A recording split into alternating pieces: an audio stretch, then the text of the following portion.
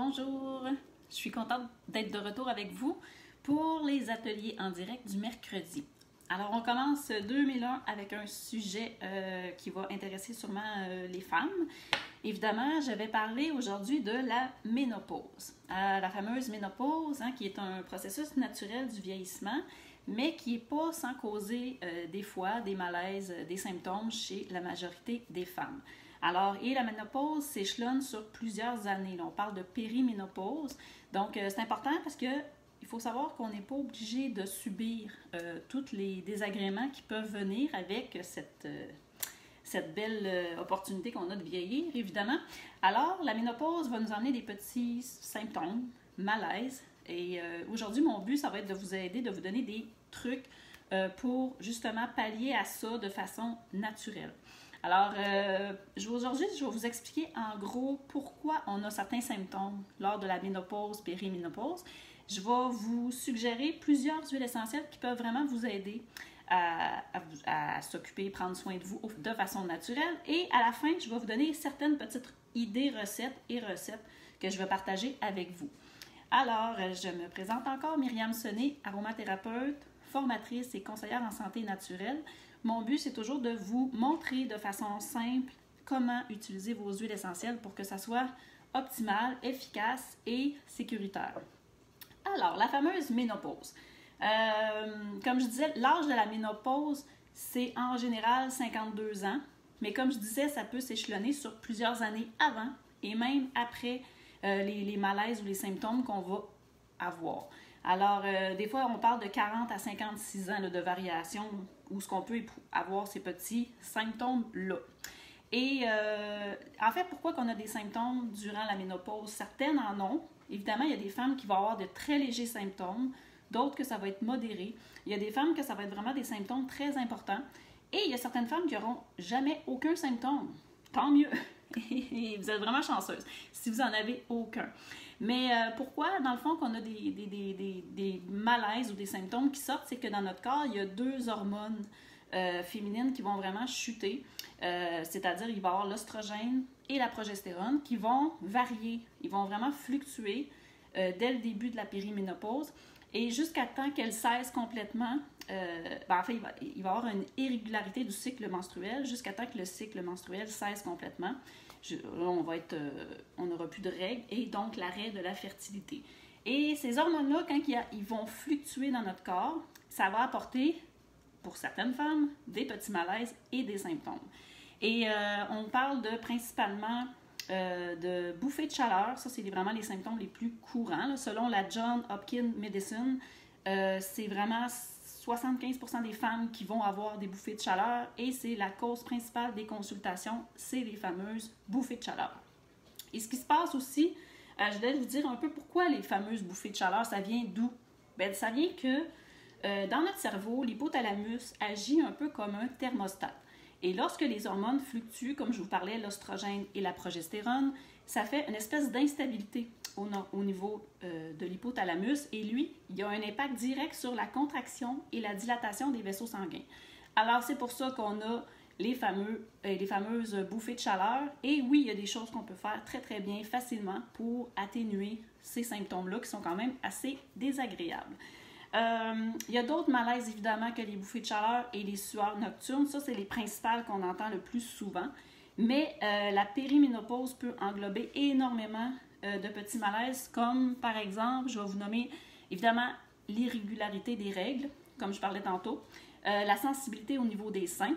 Il va y avoir, souvent il y a des femmes qui vont avoir des problèmes de sommeil, d'insomnie, d'anxiété, de saute d'humeur, de fatigue, de dépression, des maux de tête qui vont s'intensifier, difficultés de concentration, modification de la libido, et j'en passe. Il y a vraiment beaucoup de petits symptômes qui peuvent être expérimentés chez une femme versus une autre. On est toutes différentes.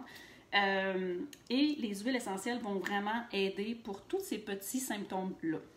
Il y a plusieurs options qui s'offrent aux femmes quand on veut justement apaiser ces symptômes-là désagréables. Évidemment, on va parler souvent de changements alimentaires, de faire de l'exercice physique, de prendre une prise de suppléments. Et il y a la fameuse hormonothérapie substitutive qui est probablement une des premières choses qu'on suggère. Par contre, Il y a beaucoup de femmes qui décident de ne pas embarquer dans l'hormonothérapie par choix, puis c'est vrai parce qu'il y a énormément quand même de risques et il y a des effets secondaires non négligeables. Alors, quand on se renseigne puis qu'on prend la décision de ne pas embarquer dans l'hormonothérapie, c'est tout à fait correct. Il faut savoir qu'il y a d'autres méthodes naturelles qui peuvent vous aider. Puis aujourd'hui, ce que je veux, c'est vous parler justement de moi, ma méthode préférée, l'aromathérapie, qui peut très bien être prise en charge avec un changement alimentaire, faire de l'exercice, mais les huiles essentielles sont super bénéfiques, sont sans danger si vous faites attention, évidemment, de la façon que vous les utilisez, et elles conviennent en majorité pour la plupart des femmes. Donc, inquiétez-vous pas, vous n'avez pas besoin de prendre de notes sur les recettes puis les huiles essentielles que je vais vous énumérer parce que je vais mettre le lien de mon article de blog tout de suite après mon live, mon atelier. Alors, il y a vraiment plusieurs huiles essentielles qui ont été étudiées et je vais faire toutes les références de ce que je vais vous dire, c'est à la fin de mon article. Vous allez avoir vraiment les références, que toutes les publications, de quelle publication que ça provient. Donc, il y a vraiment 5 huiles essentielles qui ressortent, qui sont vraiment très connues pour pallier au malaise malaise symptômes de la ménopause, périménopause. Je vais commencer d'abord, ça prend vraiment les huiles essentielles, on le sait, agissent à 3 niveaux, au niveau émotionnel, au niveau psychologique et au niveau physique. Donc, les huiles essentielles, ce qu'elles vont faire, dans le fond, c'est qu'elles vont nous aider à gérer notre humeur, le stress, l'anxiété et même un certain balancement hormonal. Et la majorité des femmes qui ont des bouffées de chaleur sont même d'accord pour dire que les bouffées de chaleur, souvent c'est pire quand ils sont vraiment stressés et quand ils ont des périodes d'anxiété plus fortes. Donc c'est important justement de gérer le stress et l'anxiété, ça va vraiment aider en cas de bouffée de chaleur. Alors, pour le choix des huiles essentielles, comme je vous disais, je vais me référer à une publication, une étude en particulier qui en a étudié 5, mais ce sont vraiment des huiles que vous allez reconnaître dans plusieurs ouvrages d'aromathérapie pour la ménopause. En premier, on commence avec... Ah oui, puis dans le fond, ces huiles-là, dans le fond, je vais vous les expliquer, mais elles vont avoir un impact soit sur le stress, l'anxiété, l'humeur et aussi au niveau hormonal. Là, je ne parle seulement que de régulation ou balancement hormonal. Les huiles essentielles ne remplacent pas les hormones. Ce ne sont pas des remplacements. C'est pas du tout la même chose. Alors, la lavande vraie, qui est la lavandula angustifolia, sa principale composante, c'est le linalyle acétate et qui est très calmant, sédatif et qui va vraiment être anxiolytique également. Donc, la lavande, elle est reconnue pour être efficace en cas de bouffée de chaleur.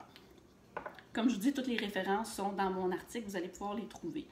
La sauge sclarée, évidemment, qui est la même composante principale que la lavande, le linalyle acétate. La sauge sclarée, par contre, c'est qu'en inhalation, faites juste la sentir, diffuser ou l'inhaler avec un inhalateur, elle serait plus efficace pour apaiser le stress et l'anxiété que la lavande. Donc, elle a vraiment des belles propriétés pour ça, puis on l'utilise souvent en ménopause, en périménopause. Ensuite, l'amande poivrée. L'amande poivrée, c'est sûr qu'on la connaît pour ses propriétés exceptionnelles au niveau de la gestion des douleurs et du système respiratoire. Mais l'amande poivrée contient énormément de menthol et elle a une espèce d'effet comment je cherche le nom, de vasoconstricteur. Donc, quand elle est bien diluée, l'amande poivrée, et qu'on l'applique sur la peau, ça va vraiment avoir un effet de froid rafraîchissant. Donc, en cas de bouffée de chaleur, c'est vraiment rapide d'action, très efficace. Le géranium. Le géranium qui est souvent utilisé aussi en ménopause, c'est un tonique qui aide à restaurer la vitalité. Ça apporte une certaine régulation hormonale également. Donc, la gestion de l'humeur, les bouffées de chaleur et l'anxiété, le géranium, vraiment très, très bon pour ça. Et en dernier, nul autre que la reine des huiles, l'huile essentielle de rose. La rose, c'est vraiment une huile qui va être utilisée en très, très petite dose et elle va être extrêmement efficace pour nous procurer un sentiment de paix, de calme. Elle va nous aider également avec la douleur, le stress, les épisodes de bouffées de chaleur. Donc, c'est vraiment très puissant, très, très, très efficace. Ça, c'est les 5 huiles qui ont été vraiment les plus étudiées, en tout cas dans l'article en question. Et Moi, je vais vous donner une liste d'autres huiles essentielles que vous allez sûrement reconnaître ou que vous allez voir dans d'autres recettes pour la ménopause, parce que ce sont des huiles qui sont souvent citées dans la littérature en aromathérapie. Donc, il y aurait la bergamote qui peut aider également pour la ménopause. Les camomilles, camomilles romaines, camomilles allemandes, le cyprès, le baie de genévrier, le ylang-ylang, le jasmin, néroli, fenouil et même gingembre. Là, on remarque qu'il y a énormément d'huiles essentielles qui sont issues de fleurs qui vont aider les femmes en ménopause. Alors, c'est vraiment... la nature est faite comme ça. Et moi, mon coup de cœur, personnellement, ça fait beaucoup d'huiles essentielles, vous n'êtes pas obligé de tout avoir ces huiles essentielles-là. Mon coup de cœur, c'est vraiment le mélange Claricalm. Parce que Claricalm, il contient presque pas toutes les huiles, mais beaucoup d'huiles que je viens de vous énumérer. Donc, je vais vous donner les huiles qu'il y a à l'intérieur. La sauge sclarée, la lavande, la bergamote, la camomille romaine, le ylang-ylang, le bois de cèdre, le géranium, le fenouil, graines de carotte, palmarosa et l'huile essentielle de Vitex. Et en passant, l'huile essentielle de Vitex est de plus en plus étudiée pour ses bienfaits pour soulager tous les symptômes de ménopause. On la connaît dans les suppléments naturels, mais en huile essentielle, il y a de plus en plus d'études qui vont être approfondies à ce niveau parce qu'elle est vraiment efficace. Et elle fait partie du mélange Claricalm. Claricalm, moi c'est mon mélange préféré, c'est vraiment, je trouve, un incontournable. C'est pas juste pour la ménopause, la périménopause, mais c'est également efficace pour les règles, les SPM. Et il est pur. OK, il n'y a pas d'huile végétale à l'intérieur, ce sont des huiles essentielles pures. Moi, je vous dis toujours de diluer vos huiles essentielles avant de les appliquer sur la peau. Alors, comme il est pur, on peut l'utiliser en diffusion, on peut l'utiliser dans un inhalateur, je vais vous donner des petites idées recettes tantôt, et on peut l'utiliser évidemment dilué sur la peau. Moi, je ne l'appliquerai pas pur, c'est pas nécessaire. Ensuite, là, j'arrive avec mes petites recettes. Donc, en aromathérapie, je vous ai déjà parlé de l'importance des hydrolats. Si vous voulez vous faire un spray pour vaporiser dans votre visage, pour les bouffées de chaleur ou même mettre dans vos draps avant le sommeil, je vais vous donner deux petites idées recettes de spray rafraîchissants. Le premier, qui vient de mon livre sur les hydrolats de Suzanne Cathy. Si vous aimez les hydrolats, vous voudriez en savoir plus, c'est sûr que c'est un ouvrage en anglais, mais il est vraiment très, très bien fait et elle donne des recettes pour tout ce qui est régulation hormonale, dont la recette de spray à vaporiser pour les bouffées de chaleur. Alors, son spray qu'elle suggère, c'est de prendre une partie d'hydrolat de menthe poivrée avec une partie d'hydrolat de sauge clarée ou de géranium rosa. Là, je n'ai pas le géranium rosa ni la sauge clarée, mais j'ai l'hydrolat de rose. Et ça pourrait être très bien utilisé. Donc, vous faites un mélange de 2 ou 3 hydrolats, mais elle suggère vraiment la menthe poivrée pour son effet rafraîchissant et l'hydrolat de sauge clarée ou géranium rosa. Fait que ça, c'est très, très simple. Vous mélangez les deux, vous mettez ça dans une bouteille à vaporiser et on conserve toujours dans un réfrigérateur. Il n'y a pas de conservateur, ce sont des hydrolats. Donc, on les laisse à portée de main, mais dans le congélateur. Le deuxième, si vous voulez vous faire un spray, pas à base d'hydrolat, mais à partir d'huile essentielle, ça va être important d'utiliser un émulsifiant pour diluer vos huiles essentielles dans l'eau. Parce qu'on le sait, les huiles essentielles ne se mélangent pas à l'eau. Alors, ce que je fais, on va prendre une bouteille comme ça. Là, j'en ai fait un ici. Puis, on met 2,5 ml, c'est-à-dire une demi-cuillerée à thé d'émulsion ou de solubol dans votre contenant. Et là, je vous suggère de mettre à peu près 16 gouttes du mélange Claricalm.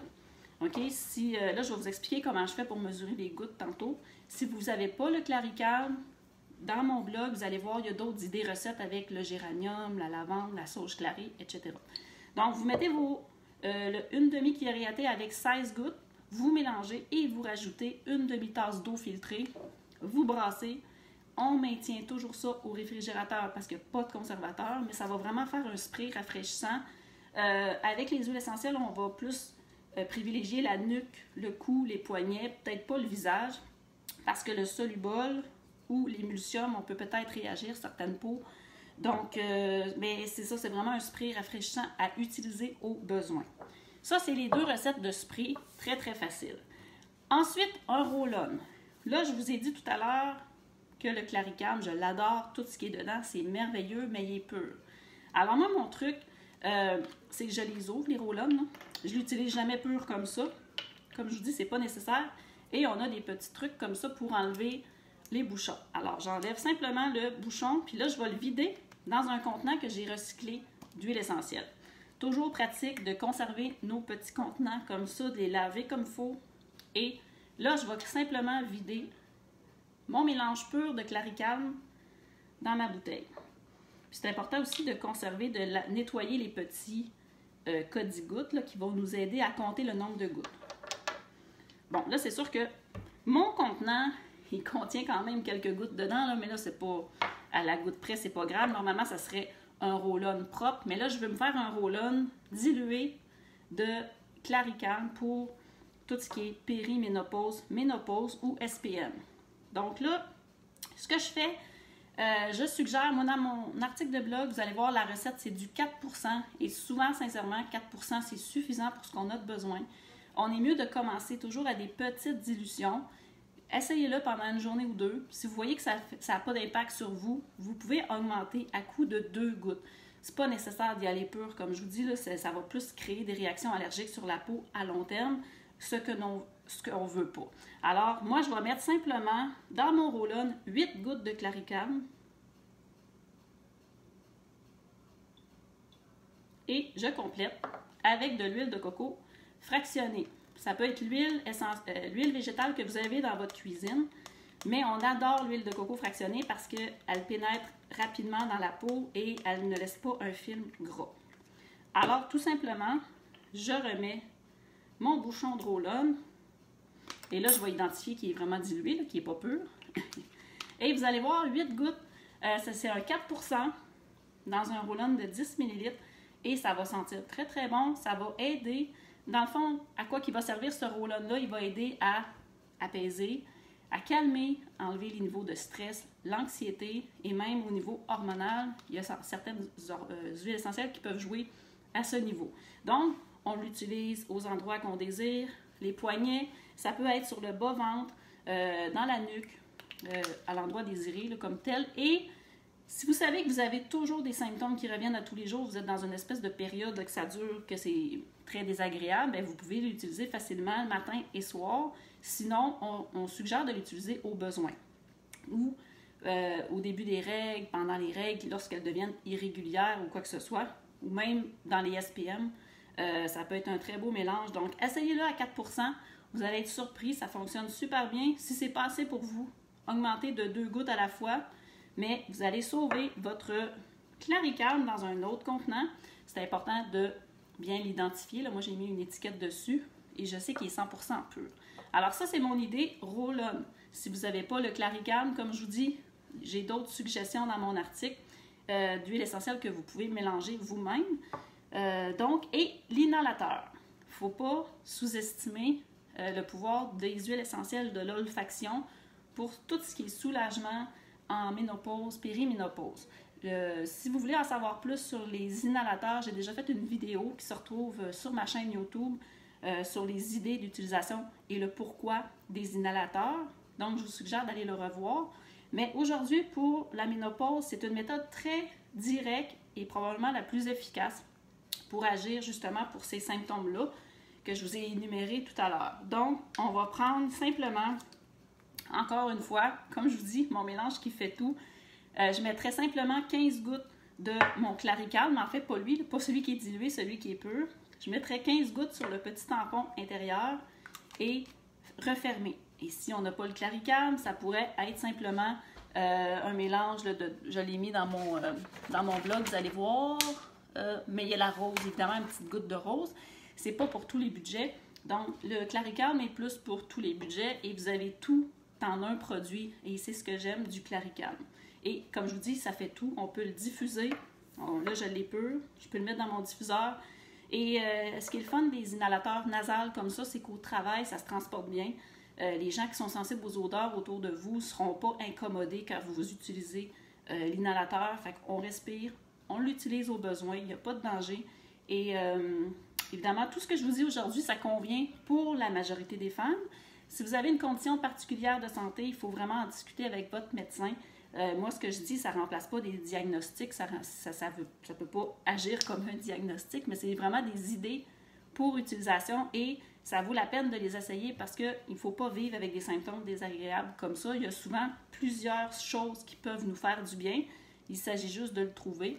Et certaines vont privilégier un petit spray comme ça à se vaporiser.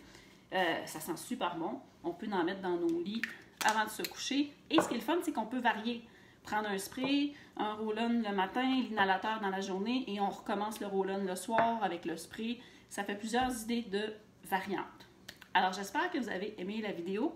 N'hésitez pas à la partager si vous avez des gens autour de vous qui sont en période de périménopause ou qui sont à veille d'y aller. Et je vous invite à m'écrire si vous avez des questions, si vous voulez en savoir plus sur les huiles essentielles, consultez ma section événements de ma page Facebook.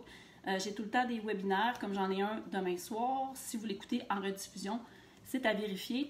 Donc, ça me fait toujours plaisir de répondre à vos petites questions puis vos commentaires quand vous en avez.